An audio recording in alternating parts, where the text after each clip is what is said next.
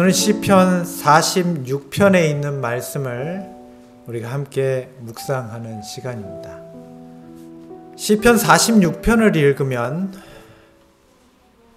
마치 이 폭풍으로 흔들리는 배 가운데 있는 사람이 흔들리지 않고 굳건히 서 있는 것 같은 느낌을 받게 됩니다. 사나운 폭풍과 거대한 파도가 마치 그를 집어삼킬 듯 흔들고 있는데 흔들리지 않는 한 사람이 있는 것입니다. 어떻게 흔들리지 않는 것처럼 평안하게 있을 수 있을까요? 우리가 함께 읽었던 시편 46편의 1절로 3절의 말씀을 읽고 이 시간 함께 말씀을 연구하도록 하겠습니다. 하나님은 우리의 피난처시요 힘이시니 환난 중에 만날 큰 도움이시라. 그러므로 땅이 변하든지 산이 흔들려 바다 가운데 빠지든지 바닷물이 흉룡하고 뛰놀든지 그것이 넘침으로 산이 요동할지라도 우리는 두려워 아니하리로다. 이 시편 46편의 말씀은 오래도록 루터의 시라고 불렸습니다. 그 이유는 이 종교개혁자였던 마틴 루터가 신앙에 관한 자신의 믿음을 드러내고 교황청으로부터 파문을 당하게 되었을 때 사람들은 그가 곧 죽게 될 거라고 생각했어요. 그런데 그때 그는 시편 46편의 말씀을 암송하면서 용기를 얻었다고 합니다. 그는 이후에 이 시편 46편의 말씀에서 얻은 감동으로 찬양을 만들어서 그가 어려움이 닥칠 때마다 이 노래를 부르면서 자신의 믿음을 북돋았다고 합니다. 그것이 우리가 잘 아는 내 주는 강한 성이요라는 찬양이에요. 오늘 우리는 흔들리는 세계에 살고 있습니다. 재난의 바람이 우리를 흔들 것 같습니다.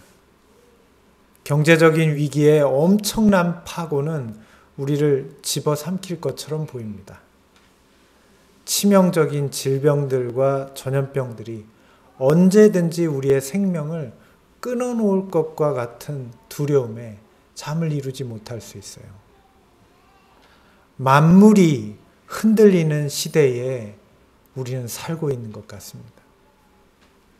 역사상 문명이 가장 발전하고 과학기술이 가장 고도로 발달된 그리고 역사상 가장 많은 부를 축적하고 있는 이 지구에 이런 엄청난 흔들림이 이미 왔습니다.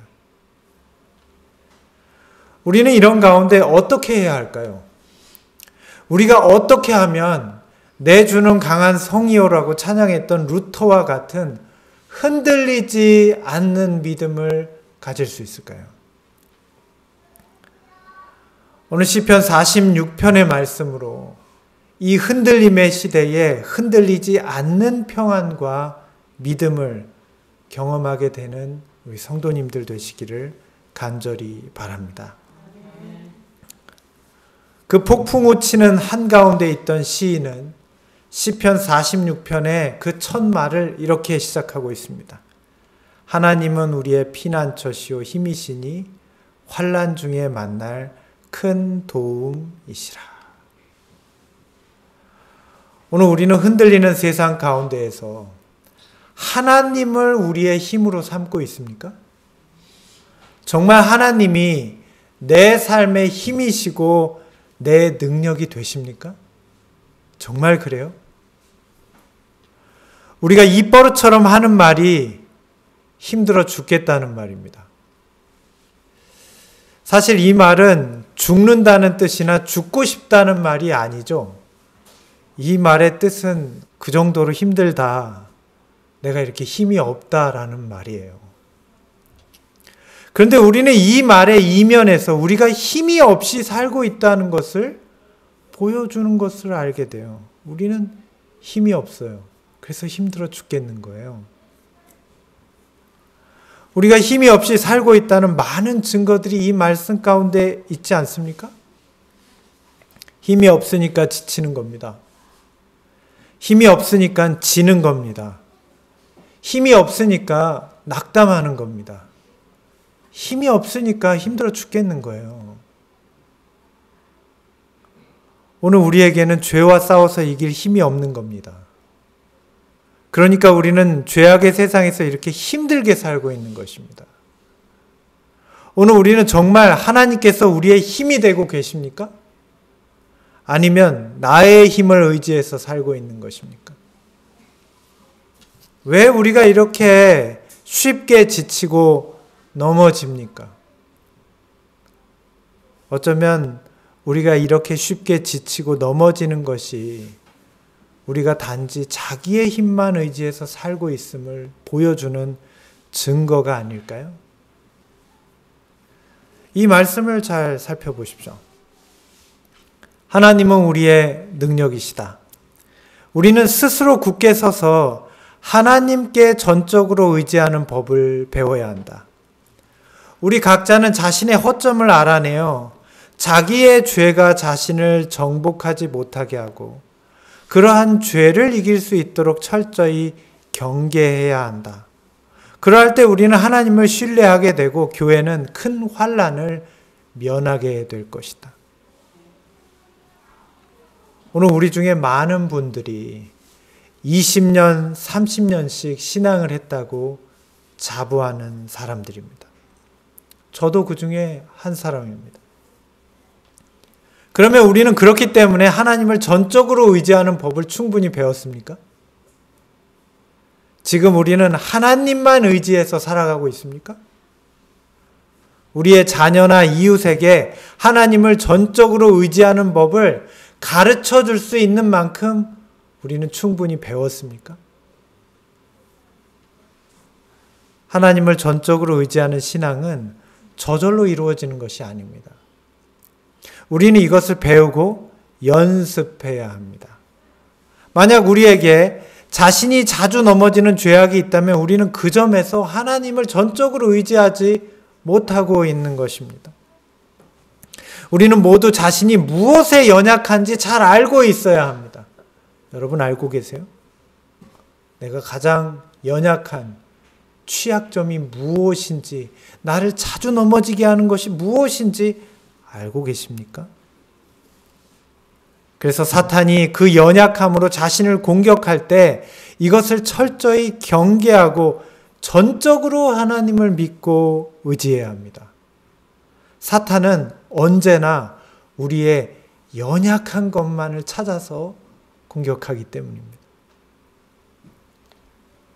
이것이 환난 중에 믿음을 잃지 않는 방법이에요. 기억하십시오. 하나님께서는 환난 가운데 믿음을 주시는 분이에요.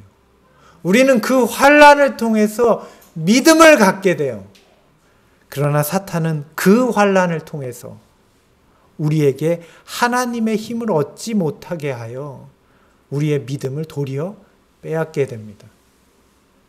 같은 환난이 믿음을 갖게도 하고 사탄으로 우리를 넘어뜨리는 일이 돼요. 각 시대의 대쟁투라는 책에 보면 감리교회의 창시자였던 존 웨슬리가 바로 이렇게 자신의 상태를 깨닫는 이야기가 나옵니다. 존 웨슬리는 찰스 웨슬리와 함께 성공회의 목사로 안수를 받고 미국의 아메리카 원주민에게 파송되어 선교사로 떠나게 됩니다. 그런데 그가 타고 가던 연락선이 바다 한가운데에서 폭풍우를 만나게 돼요. 그냥 가까운 바다가 아니라 이 대양 가운데에서 만나는 엄청난 폭풍우는 실로 괴력을 지니고 있었습니다. 엄청난 폭풍과 파도로 인해서 배는 깨지고 파손되어 바닷물이 선창에까지 다 들어왔어요. 배에 타고 있던 사람은 모두 다 곧 죽게 되겠구나라는 공황 상태에 이르렀어요. 아무것도 할 수 없는 것입니다. 존 웨슬리와 찰스 웨슬리는 그 가운데 죽음의 공포로 기도조차 할 수 없었어요. 그들은 목사였는데요. 그때 그는 죽음이 두려워 어찌할 바 모르는 자신의 모습을 통해서 자신이 하나님께 대한 온전한 믿음이 준비되어 있지 않다는 것을 깨닫게 되었어요. 환난을 당해보니 내가 믿음 없음이 나타나는 거예요.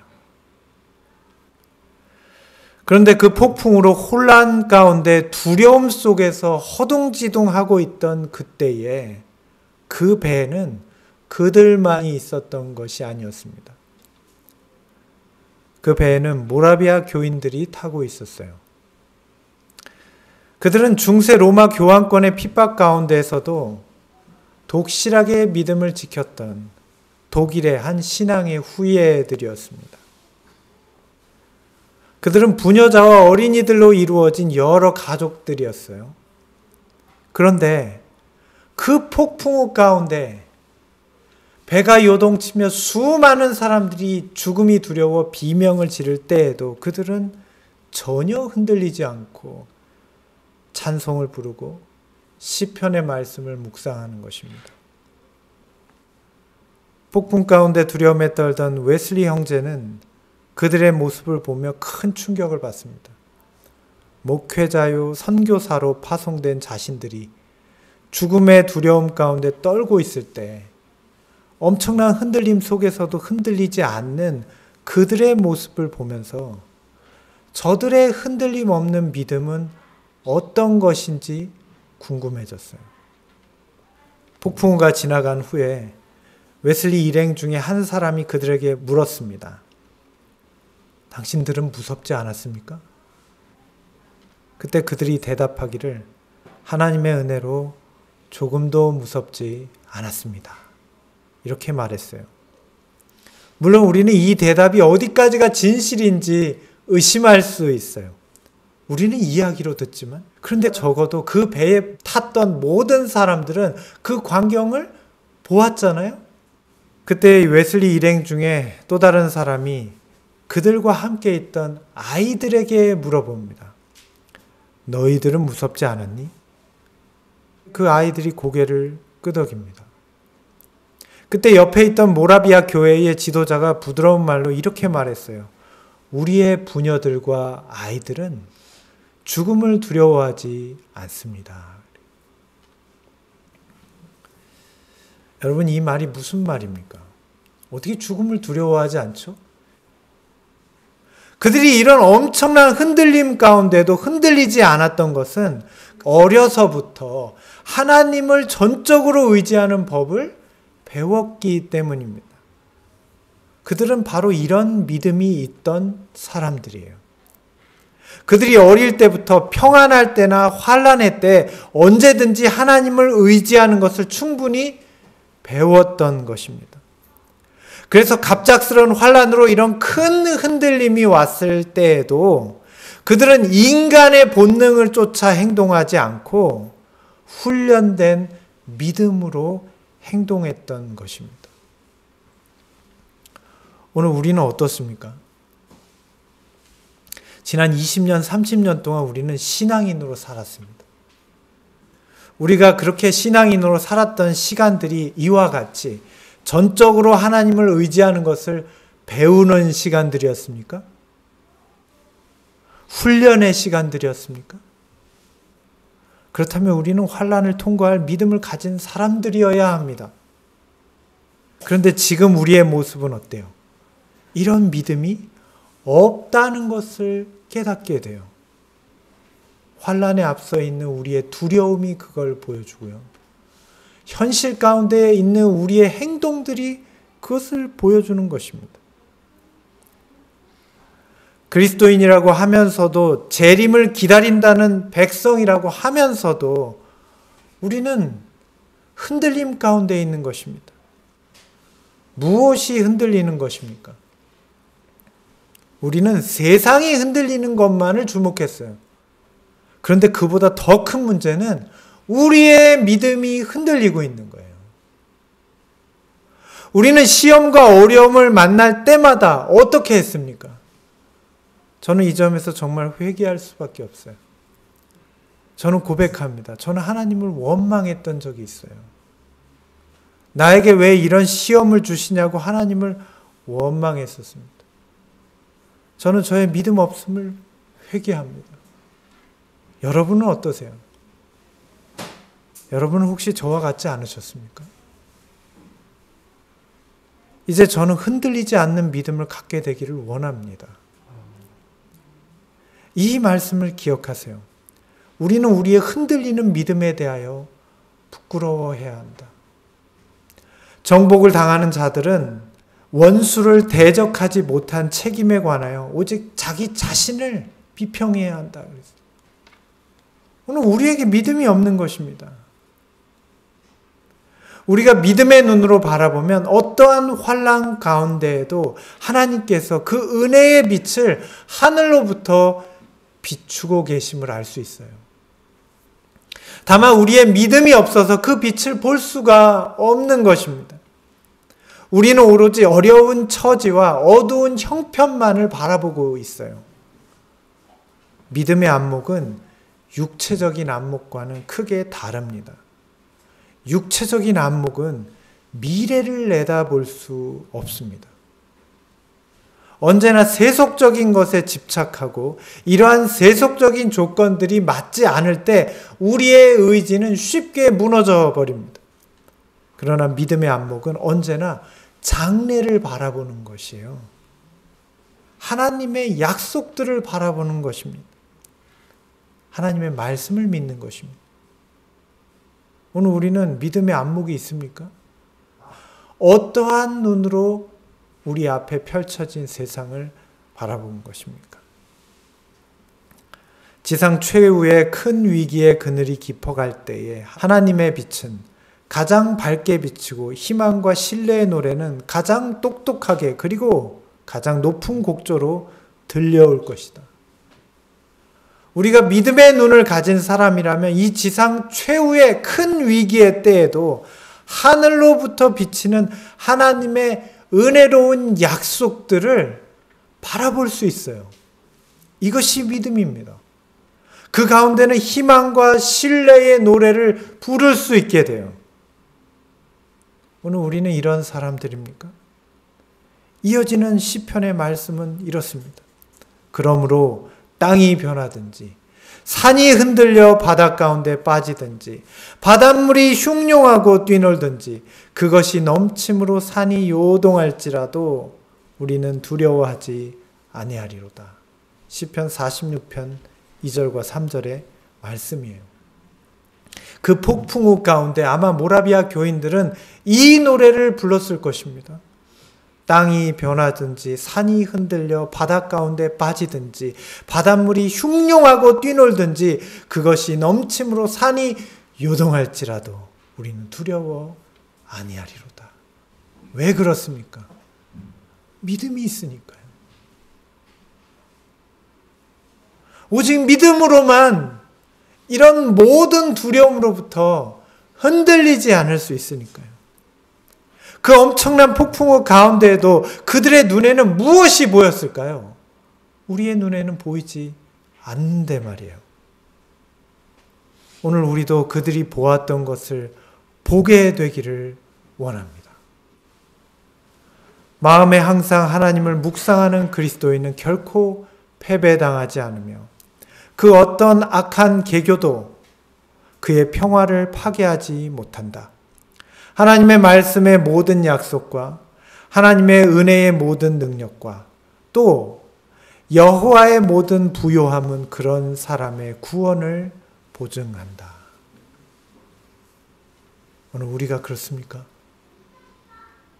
모든 비탄과 당황의 때에라도 하나님은 그분의 백성의 분명한 피난처가 되신다. 그분의 보호의 그늘 밑에 그들은 그분의 길을 안전하게 지키게 될 것이다.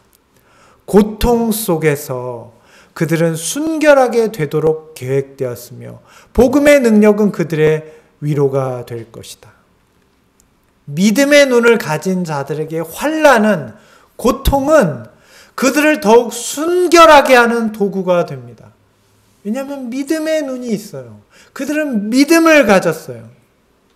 그들에게 주어진 복음의 능력이 그들의 믿음을 북돋우고 믿음으로 내딛는 발걸음에 하나님의 인도하심이 함께하는 것입니다. 하나님께서 환난 날에 이러한 자들의 피난처가 되시겠다고 약속하셨어요. 그러나 믿음이 없이는 그러한 환난 가운데 넘어지는 사람이 된다는 것입니다.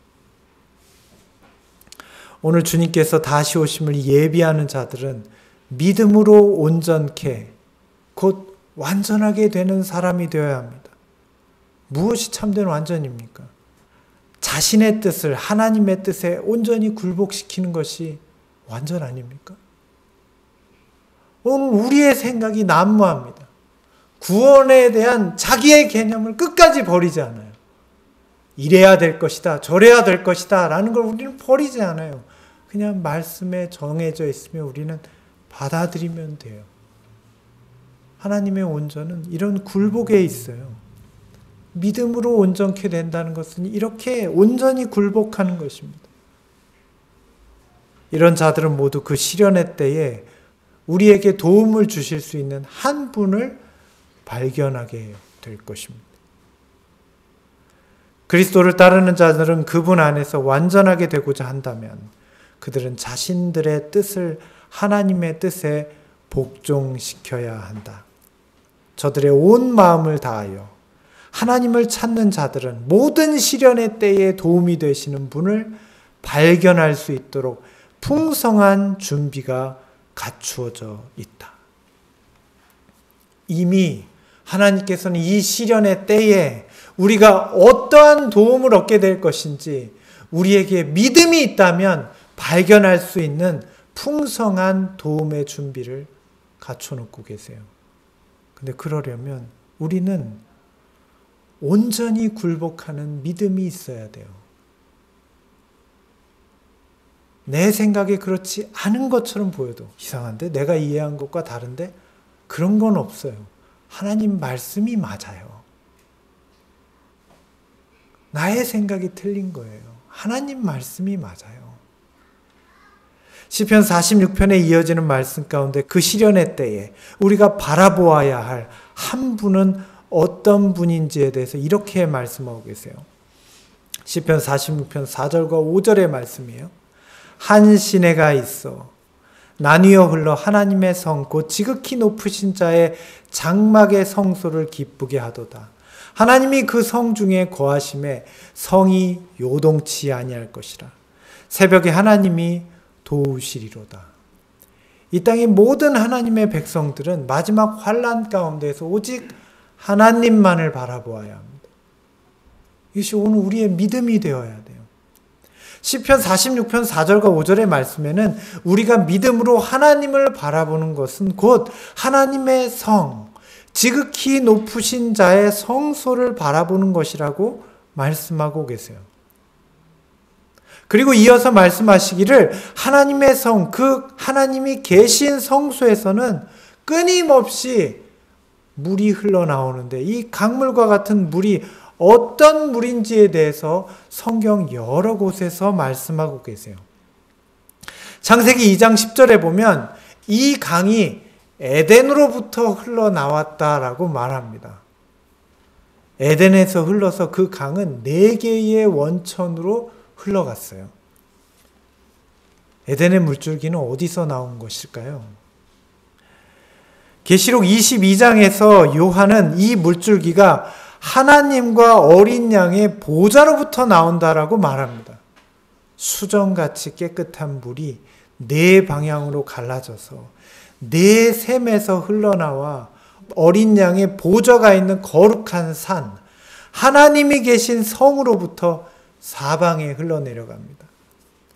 산 아래까지 흘러간 물줄기는 크고 작은 폭포를 이루어서 떨어집니다.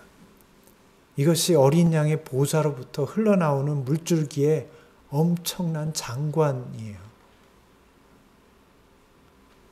저가 수정같이 맑은 생명수의 강을 내게 보이니 하나님과 어린 양의 보좌로부터 나서 길 가운데로 흐르더라. 강 좌우에 생명나무가 있어 12가지 실과가 맺히되 달마다 그 실과를 맺히고 그 잎사귀들은 만국을 소성하기 위하여 있더라. 계시록 22장 1절로 2절의 말씀입니다. 이와 같이 물가에 심긴 꽃과 나무들은 결코 시들지 않고 신선하고 풍성한 향기와 열매가 있어요. 또한 그 나무의 열매는 우리가 지상에서 경험하지 못한 아주 경이로운 맛과 능력이 있어요. 그리고 이 엄청난 아름다운 꽃과 열매들이 강 좌우에서 뻗어나서 마치 꽃과 열매의 터널처럼 이어져서 강을 쭉 덮고 있는 것입니다. 뿐만 아니라 그 열매는 끊이지 않아요. 계절과 상관없이 계속되고요.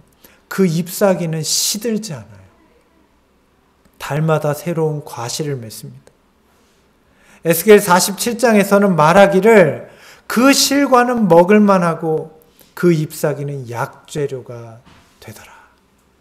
초기문집에는 이것을 생명나무라고 부르고 그 생명나무는 죽음이 없이 영속케 한다. 그랬어요. 이것이 우리가 바라보는 하나님의 성이에요. 그분이 계신 곳이에요. 그곳으로부터 이러한 물이 강같이 흘러나와요. 그런데 이것이 오늘 지상에 있는 우리의 믿음과 무슨 상관이 있을까요? 우리가 이것을 바라보면 뭐가 달라지나요? 이 시편을 썼던 다윗의 심정이 어떤 것인지에 대해서 교육이라는 책에는 이렇게 말합니다. 다윗은 그의 긴 일생 동안 지상에서 쉴 곳을 찾지 못하였다. 믿음이란 이렇게 풍성한 은혜와 생명을 약속하시는 하나님과 그분이 계시는 하나님의 성을 바라보는 것입니다. 지금 하나님의 성소는 인간의 범죄로 인해 죄인을 속죄하는 성소가 되었습니다. 성소는 원래 하나님과 그 아들이 계신 거룩한 곳인데 현재는 인간의 죄를 취급하는 장소로 변했어요. 우리가 성소를 바라볼 때 그걸 알 수 있게 돼요. 그러므로 지금 우리의 믿음은 우리의 죄를 속죄하시는 하늘 성소와 그곳에 계신 하나님과 그 아들 예수 그리스도를 믿음으로 바라보는 것입니다. 우리의 속죄와 중보를 기념하고 나의 모든 죄악을 회개하는 것이 믿음으로 그곳을 바라보는 것이에요. 그때 하늘 성소로부터 성령의 단비가 메마른 땅에 거하는 하나님의 백성들에게 내립니다. 이 성소로부터 흘러나오는 물은 우리가 예수님이 재림하신 이후에 하늘나라에서만 접하는 게 아니에요. 그 물은 에덴에서 시작됐고 지금도 흘러나오고 있어요. 주님께서 사마리아 여인에게 말씀하셨습니다. 이 우물은 깊고 당신은 물 길을 바가지도 없는데 어찌 그 물을 주시겠습니까? 예수님께서 무엇이라 말씀하셨는지 기억하십니까? 우리의 믿음은 여기에 있어요. 주님께서 말씀하시는 물은 우리가 구원 얻어 마지막에 하늘나라에 가서 최종적으로 받게 되는 그러한 약속이 아니었어요. 주님께서 사마리아 여인에게 무엇이라고 말씀하셨습니까? 이 물은 곧 목마르려니와 내가 내게 주는 물은 결코 목마르지 아니하리니 내 속에서 솟아나 멈추지 않는 생수가 되겠다고 말씀하셨어요. 이것이 성소로부터 흘러나오는 물이에요. 만국을 소성시키는 어린 양의 보좌로부터 어린 양에게서 흘러나오는 물이에요. 우리는 장래의 모든 죄가 사라지고 더 이상 속죄가 필요 없는 하나님의 성소를 믿음으로 바라봅니다. 그곳에서 보좌에 앉으셔서 만국을 소생케 하시는 것입니다. 그 성소로부터 만국을 소생케 할 성령의 능력이 강물처럼 흘러나오는 것입니다. 이것이 환난과 핍박 가운데 있는 성도들에게 약속하신 것이에요. 사랑하는 성도 여러분, 이 하늘 성소와 은혜의 보좌를 믿음으로 바라보십시오. 그곳에 계신 우리의 중보자 예수님을 믿음으로 바라보세요. 이것은 오직 믿음의 안목으로만 바라볼 수 있습니다. 이것이 세상을 이기는 우리의 믿음입니다. 많은 시편을 썼던 다윗은 이 지상에서 자신의 쉴 곳을 찾지 못했다고 말했어요. 그는 오직 믿음으로 하나님의 성을 바라보았습니다. 하나님이 계신 성소를 바라보았어요. 그리고 말하기를 주님께서 계신 그곳에서의 한 날이 이 땅의 궁중에서의 첫날보다 귀하다고 말했습니다. 차라리 주님 계신 그곳에 문지기로라도 머무는 것이 그의 바람이고 소망이라고 했어요. 오늘 우리의 믿음은 어디에 있습니까? 오늘 저와 여러분의 믿음은 정말 주님께서 계신 그 성소에 강같이 흐르는 이 세상을 이기는 이김이 될 성령의 능력이 우리의 마음에 믿음으로 주어지고 있습니까? 아니면 우리는 다른 것을 바라보고 있습니까? 오늘 이 마지막 때에 이른 재림 신자들인 우리들의 삶은 어떻습니까? 우리는 이렇게 하나님의 성소를 바라보는 사람들입니까? 우리는 무엇을 보면서 살고 있어요? 저는 저를 포함해서 오늘날 많은 재림 신자들이 여전히 육신의 안목을 쫓아 살고 있다는 것을 깨닫게 됩니다. 그래서 주님께서 계신 하늘의 성소를 온전히 바라보고 있지 못해요. 우리는 믿음으로 말미암는 의를 경험하지 못하고 있어요. 그래서 우리 삶에 힘이 없어요. 금방 지쳐요. 내가 믿고 싶은 대로 믿고 있는 거예요. 믿음의 의는 온전한 굴복과 완전한 복종에서 주어지는 완전한 품성의 결론에 이르게 돼요. 그런데 우리는 그렇지 못해요. 우리의 믿음의 의는 또 용서해 주셔야 되고 또 잘못해야 되고 또 끊임없이 넘어지는 것입니다. 그걸 어떻게 온전이라고 말할 수 있어요? 온전은 넘어지지 않아요. 넘어지지 않아요. 주님께서 약속하신 거예요. 내가 너희를 온전케 하겠다고. 우리는 주님이 온전하시다고 끊임없이 말하면서 우리는 결코 온전하지 않으려고 해요. 그리고 온전을 말해요. 믿음이 없는 거예요. 주님께서 말씀하십니다. 믿음이 없는 자여 어찌 의심하였느냐. 우리는 끊임없이 세상을 바라보면서 의심하고 있어요. 우리는 결코 하나님의 성소를 바라보지 못할 것입니다. 이런 상태에 있다면 오늘 우리가 깨달아야 될 것이 있습니다. 바로 그런 사람에 대한 예시가 소돔에 살았던 롯과 그 가족들의 삶이에요. 주님께서 인자의 임함이 롯의 때와 같다고 말씀하셨습니다. 롯은 믿음의 눈을 가졌습니까? 창세기 13장 10절과 12절에는 롯이 가졌던 믿음이 무엇인지에 대하여 우리에게 알 수 있는 실마리를 줍니다. 롯이 눈을 들어 요단을 바라본 즉 여호와께서 소돔과 고모라를 멸하시기 전이었던 고로 여호와의 동산 같고 애굽 땅과 같았더라. 롯이 왜 소돔으로 들어갔을까요? 여호와의 동산 같고, 이게 어디를 말하는지 아십니까? 에덴 동산이에요. 롯이 무엇을 바라보았죠? 소돔을 바라봤어요. 근데 소돔을 보고 롯이 느낀 감정은 에덴과 같다고 느꼈어요. 애굽이 상징하는 곳이 어디입니까? 계시록의 애굽은 어디예요? 이 세상이에요. 영적으로 타락한 세계예요. 그런데 그곳이 에덴 동산 같다고 느꼈어요, 롯은. 오늘 우리 재림 신자들이 뭘 바라보고 있는지 알아야 돼요. 왜 우리가 변하지 않을까요? 롯은 평지 성읍들에 머무르며 그 장막을 옮겨 어디로 갔습니까?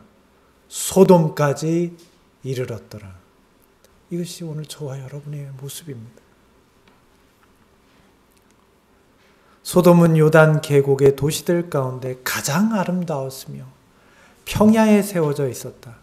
풍부한 수확물들은 들에 옷을 입히고 양떼와 가축떼들은 주위의 산들을 덮었다. 예술과 상업은 평야의 거만한 도시들을 부유하게 하는 데 공헌하였다. 동방의 보물들은 소돔의 궁궐들을 장식하였고 사막의 상인들, 대상들은 그들의 귀중한 상품들을 소돔 시장에 내놓기 위해 가지고 왔다. 생각이나 노력을 거의 들이지 않고도 생활의 모든 필요는 충족되었으며 1년 내내 축제가 연속되는 것처럼 보였다. 소돔은 이렇게 풍성한 곳이었어요. 생각이나 노력을 덜 들이고도 생활의 모든 필요가 채워질 수 있는 곳이 소돔이었어요. 롯이 바라보았던 세계는 생각이나 노력을 별로 들이지 않아도 필요가 충족되는 1년 내내 축제가 열리는 것과 같은 곳이 에덴 동산 같은 곳이었어요. 오늘 재림신자인 우리에게 있어서 우리가 바라보는 것은 무엇입니까? 노력을 좀 더 덜 들일 수 있어도 좋은 곳인가요? 좀 덜 괴로운 곳, 좀 더 쉽게 필요와 충족이 채워지는 곳인가요? 오늘 우리가 살고 있는 이 도시의 참 모습이 무엇입니까? 이어지는 말씀 가운데 소돔의 참 모습에 대해서 이렇게 선지자는 말합니다. 어느 곳에서나 지나친 부요는 사치와 교만의 원인이 되었다. 쾌락에 대한 사랑은 재물과 여가로 말미암아 촉진되었으며 백성들은 유욕의 방종에 빠졌다. 사람들에게 부와 여가보다 더 바라는 바는 없으나 이것은 그 평야의 도시들의 멸망을 낳게 한 죄를 낳게 하였다. 그들은 하나님의 형상을 훼손시켰으며 하나님처럼 되기보다 악마같이 변했다. 무엇 때문에요? 그들의 풍족함 때문에, 여유로움 때문에. 믿음의 안목 없이 단지 육신의 안목으로만 바라본 소돔은 정말 좋은 곳이었습니다. 넉넉함에 이를 수 있는 거예요. 편리해요. 오늘날 우리가 도시에 사는 이유와 같아요. 그러나 믿음으로 바라볼 때 소돔은 결코 머무르지 말았어야 할 곳이었습니다. 그런데 사람은 누구나 실수할 수 있죠. 그렇지 않습니까, 여러분? 누구든지 실수할 수 있어요. 하나님은 우리의 실수를 탓하지는 않으세요. 회개할 수 있잖아요. 잠시 욕심이 잉태했을 때 그러면 빨리 그 욕심으로부터 벗어나야 합니다. 시간이 지체될수록 그 욕심은 죄를 짓게 하고 그 죄들은 그를 멸망에 이르게 하는 것입니다. 그러나 롯은 부요한 도시로부터 벗어나기를 주저했습니다. 이것이 롯의 진짜 큰 잘못이에요. 멸망에 이르게 한 죄예요. 그는 그것을 깨달으면서도 그것을 벗어나기를 주저했어요. 왜 그랬을까요? 롯이 보호하려고 노력하였던 나그네들이 이제는 롯을 보호하며 또 이 악한 도시에서 그와 함께 피할 그의 모든 가족을 구원할 것을 약속하였다. 폭도들은 피곤에 지쳐서 떠났고 롯은 그의 자녀들에게 경고하려고 나갔다. 그는 여호와께서 이 성을 멸하실 터이니 너희는 일어나 이곳을 떠나라는 천사들의 말을 반복하였다. 여러분, 이 배경을 알고 계시죠? 이 죄악이 넘쳐나는 인간이 보기엔 풍성한 도시였지만, 정말 풍족하고 여유롭고 아름다운 도시였지만 소돔은 멸망이 예고된 곳이었어요. 하나님께서는 자비하셔서 롯을 보호하시려고 그에게 천사들을 보내셨고 롯과 롯의 가족을 구원하고자 하셨어요. 그런데 롯은 어떻게 했습니까? 그러나 그들에게는 롯이 농담하는 사람처럼 생각되었다. 그들은 소위 그의 미신적 공포를 비웃었다. 그의 딸들은 그의 남편들의 감화를 받았다. 그들은 그들이 사는 곳에서 매우 부유하였다.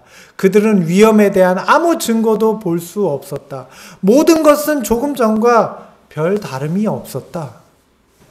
그들은 막대한 재산을 소유하였으며 아름다운 소돔 땅이 멸망하리라는 가능성을 믿을 수 없었다. 여러분, 오늘 우리가 처한 현실은 어떻습니까? 우리는 이 도시들에 머물고 있습니다. 하나님께서는 왜 선지자를 통해 도시를 떠나라는 기별을 우리에게 주셨을까요? 그런데 우리는 왜 지체하고 있습니까? 여러 가지 이유가 있을 것입니다. 도시에 있는 재산이나 사업 때문에라는 세속적인 이유도 있을 수 있고, 도시에 남아서 선교해야 하기 때문에라는 신앙적인 이유가 있을 수도 있습니다. 또 떠나고 싶지만 교육해야 할 자녀가 있어서라는 현실적인 이유도 있을 수 있습니다. 그런데 오늘 우리가 이 이야기 속에 우리는 소돔에 살았던 롯의 형편을 기억해야 합니다. 롯은 슬픔 가운데 집으로 돌아와서 그가 실패한 이야기를 하였다. 그때 천사들은 그에게 일어나 그의 아내와 아직 출가하지 않은 두 딸을 데리고 그 도시를 떠나라고 했다. 그러나 롯은 또 지체하였다. 비록 강포한 행위들을 보고 날마다 근심하며 이 비루한 도시에서 행하고 있는 저열하고 혐오스러운 죄악들을 그는 알고 있었으나 그 참 개념을 알지 못하였다.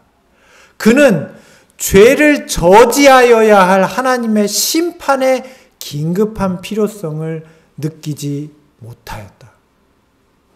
롯은요, 그 소돔에서 일어나고 있는 죄악들을 알고 마음에 참 이 도시가 악하지라고 생각했다고요. 알고 있었다고요. 세상이 얼마나 악한지를 얘기했다고요. 그러나 그 죄악들을 그는 지적하지 않았어요. 떠나려고 하지 않았어요. 그의 몇 자녀들은 소돔에 밀착되어 있었으며 아내는 그들을 두고 떠나기를 거절하였다. 그가 세상에서 가장 사랑하는 자들을 두고 떠난다는 생각은 그에게 견딜 수 없는 것처럼 보였다. 호화스러운 집과 한평생 노력으로 얻은 모든 재물을 버리고 빈털터리로 방랑자가 되어 떠난다는 것은 어려운 일이었다. 슬픔으로 넋을 잃은 그는 떠나기 싫은 생각으로 머뭇거렸다. 롯이 육신의 안목에서 소돔의 풍족함을 선택하였을 때 그는 결국 믿음의 안목을 잃어버렸습니다. 그 도시의 죄악들에 대한 경계심이 흐려졌어요. 그의 자녀들은 어땠을까요? 자녀들은 그 도시에서 유행하고 있는 죄악과 행습들을 다 따라하고 있었어요. 심판이 임박하여 그들은 그곳을 벗어나야 되는데도, 벗어나야 한다는 것을 아는데도 벗어나기가 힘든 것입니다. 왜냐하면 그들이 소돔과 너무나 단단히 묶여있기 때문이에요. 그들의 재산이 소돔과 결속되어 있었고요. 그들의 자녀들이 소돔과 밀착되어 있었습니다. 오늘 우리가 도시를 떠나지 못하는 이유가 무엇입니까? 오늘날에 우리가 거하는 도시들은 소돔보다 선해요? 소돔의 죄악들이 오늘날 우리가 거하는 도시에는 없나요? 오늘 우리가 이 도시를 떠나지 못하는 이유가 롯이 소돔을 떠나기를 지체했던 이유들과 너무나 흡사하지 않습니까? 그런데 우리는 롯처럼 지체하고 있어요. 우리가 어떻게 해야 할까요? 하나님의 천사들이 아니었더라면 그들은 모두 소돔과 함께 멸망했을 것이다. 하늘의 사자들은 롯과 그의 아내와 딸들의 손을 잡아 그들을 이 도시에서 끌어내었다. 도망하여 생명을 보존하라. 돌아보거나 들에 버무르지 말고 산으로 도망하여 멸망함을 면하라. 이제 주저하거나 머뭇거리는 일은 치명적인 일이 될 것이다. 저주받은 도시를 망설이면서 바라보든지 그처럼 아름다운 집을 떠나기 싫어서 한순간이라도 머뭇머뭇하면 그들의 생명을 대가로 지불해야 할 것이었다. 그러나 롯은 당황하고 두려워한 나머지 그에게 어떤 불행이 닥쳐와 죽지나 않을까 해서 명령을 받은 대로 행할 수 없노라고 핑계하였다. 저 사악한 도시의 불신 가운데 살았으므로 그의 믿음은 희미하게 되었다. 하늘의 왕께서 그의 곁에 계셨으나 그는 그에게 그처럼 보호와 사랑을 나타내신 하나님께서 마치 그를 보호하지 않으실 것처럼 자신의 생명을 위하여 애원하였다. 그는 자신의 뜻과 생명을 주님의 손에 의심 없이 맡기고 전적으로 하늘의 사자를 의지하여야 하였으나 다른 많은 사람들처럼 자신의 계획을 세우고 자신의 믿음대로 행동하였다. 롯은 환난을 맞을 믿음이 없었어요. 천사들이 롯과 그 남은 가족들을 이끌어냈습니다. 막 잡아 끌었어요. 롯이 지체하고 주저하였기 때문이죠. 그리고 들판 가운데 그 가족을 이끌어냈습니다. 그리고 두 천사는 소돔을 멸망시키기 위하여 다시 되돌아갔습니다. 그리고 또 다른 한 천사가 그들의 곁에 있어요. 그 천사가 누군지 아십니까? 아브라함의 기도를 들었던 천사입니다. 아브라함에게 아들을 낳을 것이라고 얘기했던 천사입니다. 그 천사가 누군지 아시죠? 그 천사의 이름은 미가엘. 그의 신부는 하나님의 아들이었어요. 그분이 왜 오셨을까요? 그분이 왜 롯의 곁에 오셨을까요? 무슨 이유 때문에 롯의 옆에 서셨을까요? 그런데 롯은 그분에게 이렇게 말했어요. 나는 갈 수 없습니다. 제발 내 생명을 살려주십시오. 그러니까 나를 그냥 여기 머무르게 해주세요. 그분이 누군데요? 롯은 전능자 앞에서 자기 목숨을 구했어요. 그분은 롯 때문에 오신 거예요. 롯을 구원하기 위하여 오신 거예요. 롯은 그분에 대한 믿음이 없었어요. 그는 회개했어야 돼요. 그는 무릎 꿇었어야 돼요. 자신의 죄를 뉘우쳤어야 돼요. 그럼 더 이상 주저하지 않았을 거예요. 우리는 여전히 많은 핑계가 있어요. 하나님의 뜻대로 온전히 굴복하는데 많은 핑계들이 있어요. 이 도시를 떠나지 못하는 많은 이유들이 있어요. 이 도시의 죄악들을 알면서도 우리는 그것을 지적하지 않아요. 왜요? 내가 거기 살고 있는데요. 내 자녀들이 그 일을 행하고 있는데요. 멸망이 닥쳤다고요. 하나님은 그들을 이끌어내고자 하셨다고요. 그러나 그 곁에 주저하고 있는 것입니다. 이것이 믿음이라고 말할 수 있습니까? 연약하지만 이것도 믿음이라고 말할 수 있어요? 주님을 의지하지 않았습니다. 죄악을 떠나기를 주저하며 머뭇거렸습니다. 이게 어떻게 믿음의 의입니까? 죄를 떠나야죠. 근데 죄악을 떠나기를 왜 주저하는 거예요? 우리가 세상을 버리기를 주저하고 하나님의 인도하심에 순종하기를 머뭇할 때 우리는 더 큰 것을 잃어버리게 돼요. 불의 폭풍과 조금밖에는 더 지체하지 않을 것이므로 급히 서두르라는 엄숙한 명령이 또다시 내렸다. 그러나 피난자 중에 한 사람은 감히 운명이 결정된 도시를 돌아보았다. 그리고 그는 심판의 기념비가 되었다. 그는 롯의 아내였습니다. 만일 롯 자신이 주저하지 않고 하나님의 천사들의 경고를 순종하여 간청이나 항의의 말 없이 부지런히 산으로 도망하였다면 그의 아내도 무사했을 것이다. 그의 모본의 가마력이 그 아내의 운명을 결정지었던 죄에서 그녀를 구원해내었을 것이다. 그러나 그의 머뭇거림과 지체가 그 여자로 하나님의 경고를 경시하게 하였다. 그녀의 몸은 들에 나와 있으면서 그 마음은 소돔에 달라붙어 있었으므로 그것과 함께 멸망하였다. 그분의 심판으로 그녀의 재산과 자녀들이 파멸을 당하게 된 까닭에 그 여자는 하나님을 배반하였다. 비록 그녀는 사악한 도시에서 불러냄을 받음으로 그처럼 큰 은총을 입었을지라도 여러 해 걸려 모은 재산이 잿더미가 되도록 내버려 두어야 했기 때문에 자신이 가혹한 취급을 받는다고 생각하였다. 감사함으로 구원을 받아들이는 대신에 그 여자는 하나님의 경고를 거역하는 자들의 생명을 동경해서 주제넘게도 뒤를 돌아보았다. 그 여자의 죄는 그녀가 살 가치가 없다는 것을 보여주었다. 그 여자는 생명의 보호에 대하여 그다지 감사를 느끼지 않았다. 여러분, 오늘 우리가 이러한 상태에 있다면 우리는 구원 얻을 수 없습니다. 우리도 롯의 아내처럼 천국에 가도 감사하지 않을 겁니다. 만약 롯이 주저하지 않고 순종했다면 어땠을까요? 하나님께서 롯과 그의 가족을 구원하셨을 것입니다.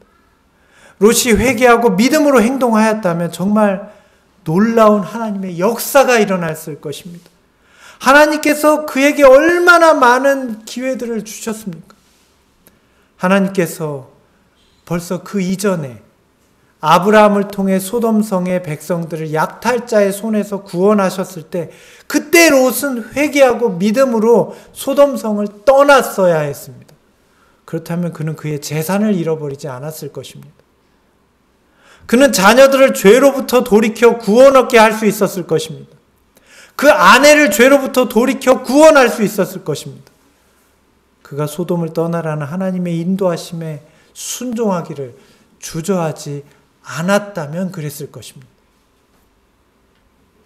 그러나 롯은 하나님께서 허락하신 마지막 구원의 기회에서조차도 멸망 직전에 소돔에서 떠나는 것을 주저했습니다. 오늘 우리도 주저하고 있습니까? 우리는 가끔 생각하죠. 우리의 사랑하는 자녀들이 믿지 않는다면, 그들이 떠나지 않는다면, 그들이 갈 수 없다면 나는 하늘나라도 의미 없다. 아담이 왜 하와 대신해서 죽겠다고 했죠?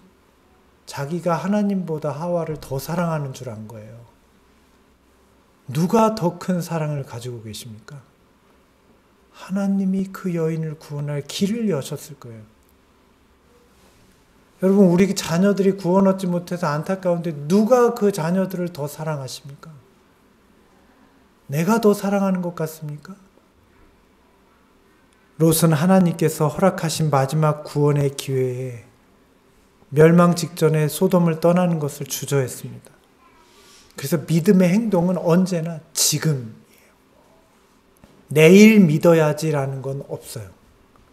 우리는 지금 주어진 기회에 믿음으로 순종해야 합니다. 그래서 여러분, 진리를 믿는 것을 내일로 미루시면 안 돼요. 지금 순종해야 돼요.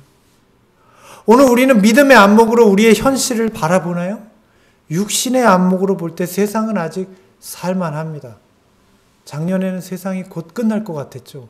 근데 올해는 작년보다 해결된 게 아무것도 없는데 괜히 더 좋아진 것 같은 거예요. 좋아진 게 아니에요, 여러분. 우리가 익숙해져 버린 거예요. 앞으로도 그럴 거예요. 우리는 계속 익숙해져 버릴 거예요. 우리는 아직도 범죄가 가득한 도시를 떠날 마음이 없어요. 그러나 믿음의 안목으로 바라보면 어떻습니까? 우리가 진리의 말씀들을 연구하면 할수록 우리의 양심이 괴롭잖아요. 성령께서는 죄로부터 떠나라고, 이 도시로부터 떠나라는 음성을 끊임없이 우리에게 주시잖아요. 왜 내게 믿음이 없습니까? 왜 우리는 연약해서 계속 넘어질까요? 죄로부터 떠날 결심을 하지 않아요. 근데 막연히 승리하겠다고만 생각해요. 롯이 떠났어야 해요. 주저하고 있는 거는 안 떠나는 거예요.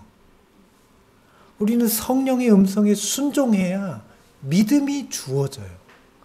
순종할 때마다 믿음은 더욱더 굳건해져요. 그러나 우리가 순종하지 않을 때마다 우리의 믿음은 점점 더 사라져버리게 돼요. 재림성도 여러분, 롯의 이야기는 말세의 재림신자들에 관한 이야기입니다. 우리는 믿음으로 행동해야 합니다.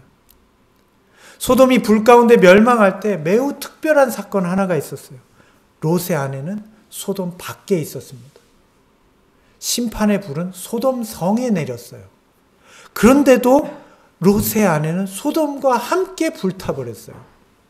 이상하지 않습니까? 왜 그럴까요? 그는 소돔 밖에 나와 있었는데요.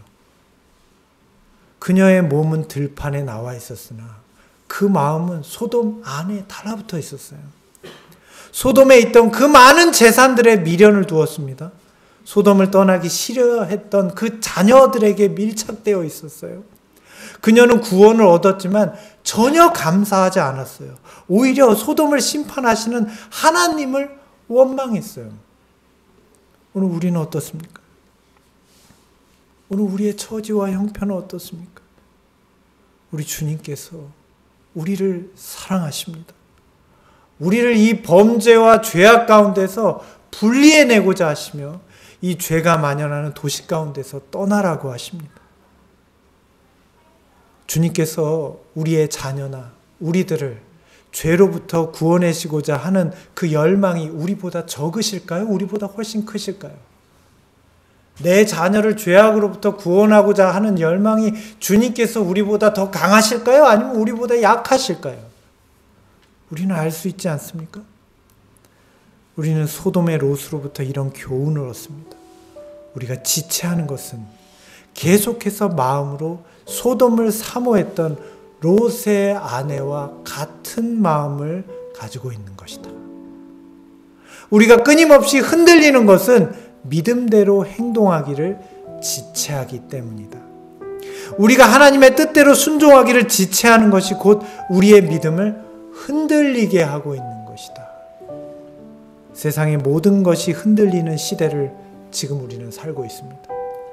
이 흔들림의 때에 우리를 흔들리지 않게 할 것은 주님께서 계신 은혜의 보좌를 바라보는 믿음입니다.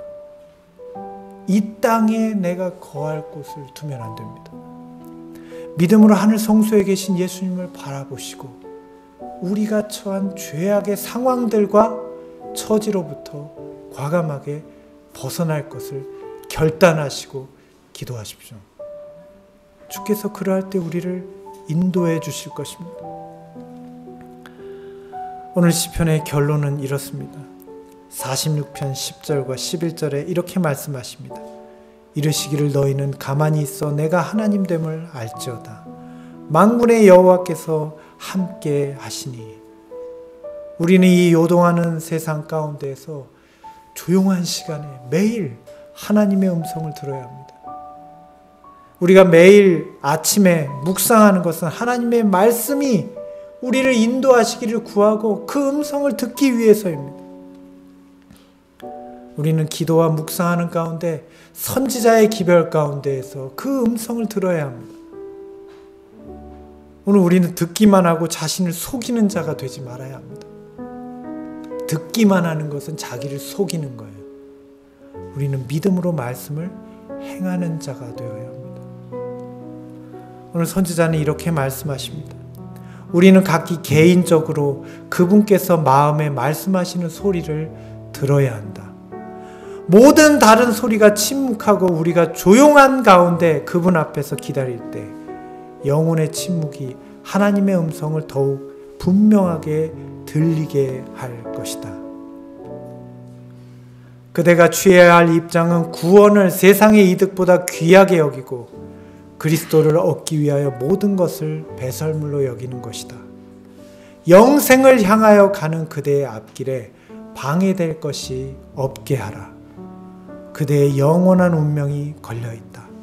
그대는 온전히 마음을 바꾸어야 한다. 그렇지 않으면 하늘을 얻지 못할 것이다. 사랑하는 성도 여러분, 오늘 저와 여러분이 모두 세상의 이득보다 하나님의 구원을 귀히 여기고 그리스도를 얻기 위하여 다른 모든 것들을 내려놓으실 수 있는 사람이 되기를 간절히 원합니다. 이런 사람이 흔들리는 세상 가운데에서 흔들리지 않을 믿음을 가질 사람입니다. 오늘 저와 여러분이 그런 사람이 되길 원하며 오늘 말씀을 마치겠습니다. 항상